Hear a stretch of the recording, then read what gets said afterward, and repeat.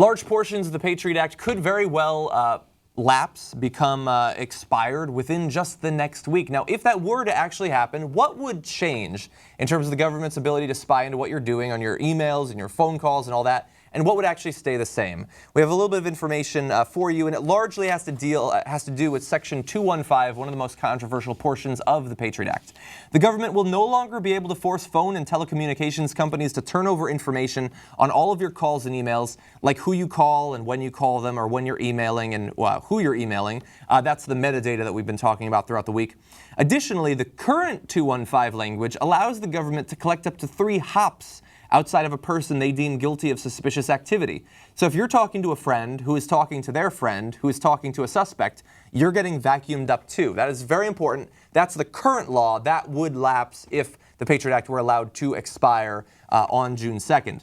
Now, the U.S. government can still go to the secret court and get warrants to compel telecom companies to turn over information on your emails and phone calls, but Midnight Sunday could see much higher barriers to getting those court orders approved.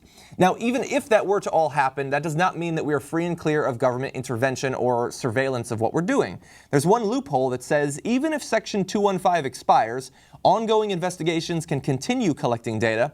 Since many of the collections can fall under the broad umbrella of counter-terror investigations, there's been concern that even midnight on Sunday won't stop the NSA. And that, I think, is a very justifiable concern. The more things change, the more they stay the same. Yes. So the whole thing about them being able to collect data on you if you're talking to a friend who's talking to a friend who might happen to be a terrorist, you shouldn't even be concerned about that, because it doesn't even matter if you're talking to someone like that. They're collecting your metadata anyway. They're collecting everyone's metadata. Yeah. It's something that's being done indiscriminately. So we're all getting spied on. Yeah. And I think that last graphic that you read hits the nail on the head. Regardless of what happens, what lapses, they're going to continue doing what they've been doing, which is spying on us, and doing so in the most ineffective way, because it hasn't led to a single case where authorities have been able to stop a terrorist attack, right? So that's an important piece of information to know.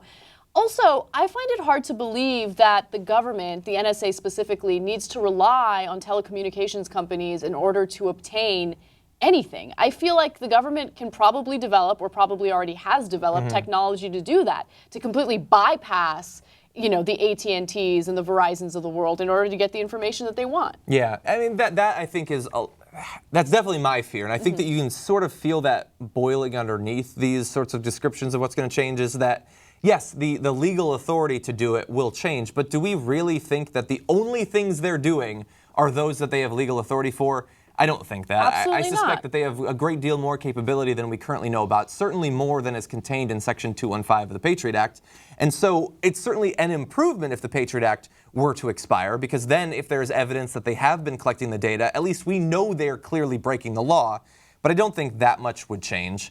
And many people will respond to this like, it's just the metadata. And as we've been trying to point out, one of our viewers sent in, if you think that metadata doesn't matter, imagine a guy who has a phone call with his secretary and then he calls Planned Parenthood and his lawyer. I think metadata in that case matters quite a bit. And I think in a lot of cases it does actually matter. As some people say, it matters more than the actual content of the phone calls. Yes. And regardless if it's the content or the metadata, it is your private information, and the government shouldn't have any of their hands in it. They shouldn't, especially when they don't have any type of court order or warrant to get it, and especially if you haven't done anything wrong. If you're a law-abiding citizen, why are the feds collecting your information? Doesn't make any sense. Yeah, no, it's ridiculous. And thankfully, there is at least some slim chance still that within a week it will expire, the Patriot Act. Some of it would still remain. Much of it would expire. If it's so damn important, as Loretta Lynch says, as the Republicans, as most of the Democrats say, then let's let it expire and let's re-debate it. It has been so many years since 9/11 and the beginning of the war in Iraq.